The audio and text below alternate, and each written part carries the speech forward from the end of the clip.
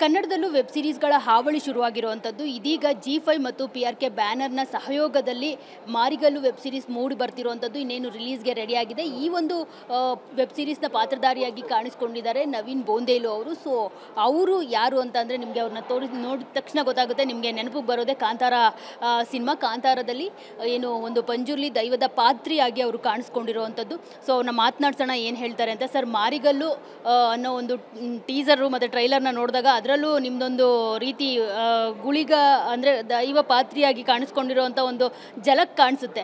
So ಹೇಗಿರುತ್ತೆ ಈ ಒಂದು ವೆಬ್ ಸೀರೀಸ್ನಲ್ಲಿ ನಿಮ್ಮ ಪಾತ್ರ, ಏನೆಲ್ಲ ಎಕ್ಸ್ಪೆಕ್ಟ್ ಮಾಡ್ಬೋದು ಆಡಿಯನ್ಸ್? ಬಿಕಾಸ್ ಈಗ ಹೇಗಾಗಿದೆ ಅಂತಂದರೆ ಕಾಂತಾರ ಸಿನಿಮಾದಲ್ಲಿ ಮತ್ತು ಈಗ ಒನ್ನಲ್ಲಿ ನೋಡಿದ್ಮೇಲೆ ಎಲ್ಲಿ ನೋಡಿದ್ರು ನಿಮ್ಮನ್ನ ಎಲ್ಲರೂ ಕಂಡುಹಿಡಿಯುವಂಥದ್ದು, ನಿಮ್ಮ ಕಣ್ಣುಗಳು ನೋಡಿದ ತಕ್ಷಣ ಗೊತ್ತಾಗುತ್ತೆ ಇವರೇ ಅವರು ಅಂತ ಹೇಳ್ಬಿಟ್ಟು.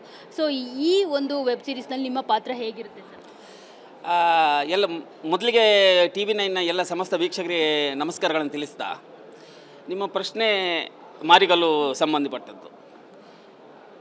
ದೇವರಾಜ್ ಸರ್ ಮೊದಲು ನನಗೆ ಫೋನ್ ಮಾಡಿ ಹೇಳಿದರು, ನವೀನಣ್ಣ ಹಿಂಗೆ ಪಾತ್ರ ಇದೆ PRK ಪ್ರೊಡಕ್ಷನ್ನಿಂದ ಜಿ5ಗೆ ಹೋಗ್ತಾ ಇದೆ ಅಂತೇಳಿ.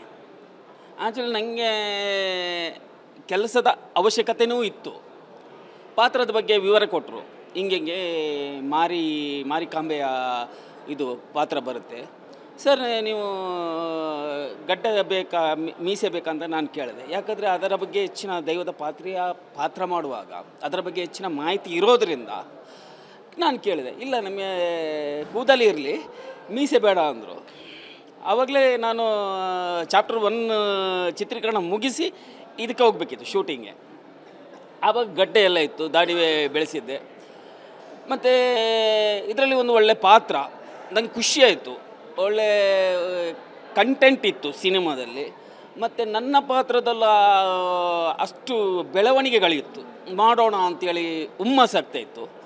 ಮತ್ತು ಉಳಿದಂತೆ ಗೋಪಾಲ್ ದೇಶಪಾಂಡೆ ಅವರು, ರಾಮದಾಸ್ ಅವರು ಜೊತೆಗೆ ಇದ್ದು, ನವೀನ್ ನೀವು ಮಾನಿಟರಿಗೆಲ್ಲ ಅಷ್ಟೆಲ್ಲ ಅಬ್ಬರ ಕೊಡೋಕ್ಕೆ ಹೋಗಬೇಡಿ, ಆರಾಮ್ಸೆ ಕೊಡಿ, ನಂತರ ನೀವು ಟೇಕ್ಗೆ ಹೋಗೋಣ ಮಾಡು ಅಂತ ಹೇಳ್ತಾಯಿದ್ರು. ಮಾಡಿದೆ.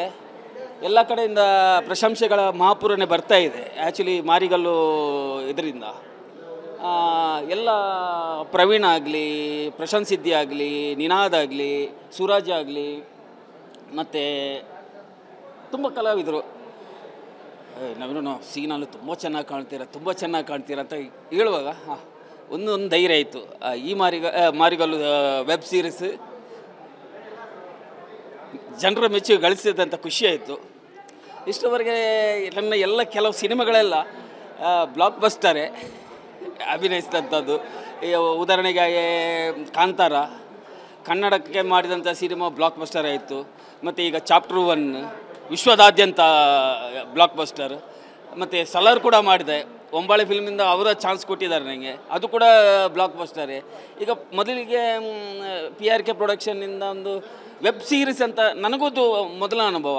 ಹಾಗಂತೇಳಿ ವೆಬ್ ಸೀರೀಸ್ ಆಗಿ ನಟಿಸುವುದಿಲ್ಲ, ನಟನಾಗೆ ನಟಿಸಿದರೆ ಸಾಕು, ಎಲ್ಲ ನಾಟಕಗಳಿಂದ ಹಿಡಿದು ಸಿನಿಮಾದವರೆಗೂ. ಬಟ್ ನಾಟಕದಲ್ಲಿ ಏನು ವ್ಯತ್ಯಾಸ ಅಂದರೆ, ನಾಟಕದಲ್ಲಿ ನಾವು ಮಾತಾಡುವಾಗ ಸ್ವಲ್ಪ ಜೋರಾಗಿ ಮಾತಾಡಬೇಕು, ಎಕ್ಸ್ಪ್ರೆಷನ್ ಇಲ್ಲದಿದ್ದರೂ ಪರವಾಗಿಲ್ಲ, ಹಂಗೆ ಇತ್ತು. ಬಟ್ ಇಲ್ಲಿ ಕ್ಯಾಮರಾದ ಮುಂದೆ ಎಕ್ಸ್ಪ್ರೆಷನ್ ಜಾಸ್ತಿ ಬೇಕು, ಮೆಲ್ಲಗೆ ಮಾತಾಡಿದರೆ ಸಾಕು, ಇದೆಲ್ಲ ನಾನು ನಡೆಯುತ್ತೆ. ಇದೆಲ್ಲ ಕಲಿಕೆಯಲ್ಲಿ ಇದ್ದೇನೆ, ಏನು ಕಲ್ತಿದ್ದೇನೆ ಗೊತ್ತಿಲ್ಲ, ಇಷ್ಟರವರೆಗೆ ಇನ್ನೂ ಕಲಿತಾ ಇದ್ದೇನೆ ಅಷ್ಟೇ. ಇನ್ನೊಂದು ಸಿನಿಮಾ ಇದೆ, ನೋಡಬೇಕು, ಮಾತುಕತೆಯಲ್ಲಿ ಇದೆ. ಮತ್ತು ನಿರ್ದೇಶಕರ ಇಚ್ಛೆ ದೈವ ಪಾತ್ರಿ ಅಲ್ಲ, ಅದು ಮಾರಿಕಾಂಬೆಯ ಪಾತ್ರಿಯಾಗಿ. ಇದರಲ್ಲಿ ಒಂದು ನಿಷ್ಠಾವಂತ ತಂದೆಯ ಪಾತ್ರ ಕೂಡ ಹೌದು. ಪಾತ್ರಿ ಒಬ್ಬ ತಂದೆಯಾಗಿ ಹೇಗೆ ತನ್ನ ಜೀವನದಲ್ಲಿ ತಾನು ನಡೆದುಕೊಂಡು ಹೋಗ್ತಾನೆ, ಹೇಗೆ ಹೋಗಬೇಕು. ಆ್ಯಕ್ಚುಲಿ ನಾನೊಬ್ಬ ದೈವದ ಚಾಕರಿಯವನಾಗಿ ನನ್ನ ಮನಸ್ಸಲ್ಲಿತ್ತು, ದೈವದ ಚಾಕರಿಯವನಾಗಿ ದೈವವನ್ನು ವ್ಯಾಪಾರಕ್ಕಿಡದೆ ನಾನು ಬದುಕಬೇಕಂತೇಳಿ. ಹಾಗೆ ಆ ಪಾತ್ರ ಕೂಡ ಇದ್ದೆ, ಅದಕ್ಕಾಗಿ ನಾನು ಒಪ್ಪಿಕೊಂಡೆ ಅಷ್ಟೇ. ಸರ್ ಈಗ ಕಾಂತಾರ ಚಾಪ್ಟರ್ 1 1000 ಕೋಟಿ ಗಳಿಕೆಯತ್ತ ಮುನ್ನುಗ್ತಾ ಇದೆ. ಸೊ ಹೇಗನ್ಸುತ್ತೆ ಅಂದರೆ ನಿಮ್ಮ ಕಡೆಯ ಒಂದು ಸಬ್ಜೆಕ್ಟ್ ಇರೋ ಸಿನಿಮಾ ಅದು ಈ ಮಟ್ಟಿಗೆ ಒಂದು ಯಶಸ್ಸು ಸಿಗೋದು, ಜೊತೆಗೆ ನಿಮ್ಮೆಲ್ಲರೂ ಸಹ ಅದರಲ್ಲಿ ಯಾರೆಲ್ಲ ಆ್ಯಕ್ಟ್ ಮಾಡಿದ್ದೀರಿ ಎಲ್ಲರೂ ಇವತ್ತು ಗುರ್ತು ಹಿಡಿಯುವಂಥದ್ದು, ನಿಮಗೆ ಅವಕಾಶಗಳ ಸುರಿಮಳೆನೇ ಆಗ್ತಿರೋವಂಥದ್ದು, ಜೊತೆಗೆ ಇಡೀ ಪ್ರಪಂಚದಾದ್ಯಂತ ಎಲ್ಲ ಕಡೆ ಈ ಒಂದು ಸಿನಿಮಾಗೆ ಪ್ರಶಂಸೆಗಳ ಸುರಿಮಳೆನೇ ಆಗ್ತಾಯಿದೆ. ಎಷ್ಟು ಖುಷಿ ಆಗುತ್ತೆ. ನೀವು ಯಾಕೆ ಸ್ವಲ್ಪ ಬಂದು ಹೋಗ್ತೀರಿ ಚಾಪ್ಟರ್ 1 ಅಂತ? ಆ್ಯಕ್ಚುಲಿ ಚಾಪ್ಟರ್ 1 ಕೆಲವು ಕಡೆ ನಾನು ಬಂದು ಹೋಗ್ತೀನಿ.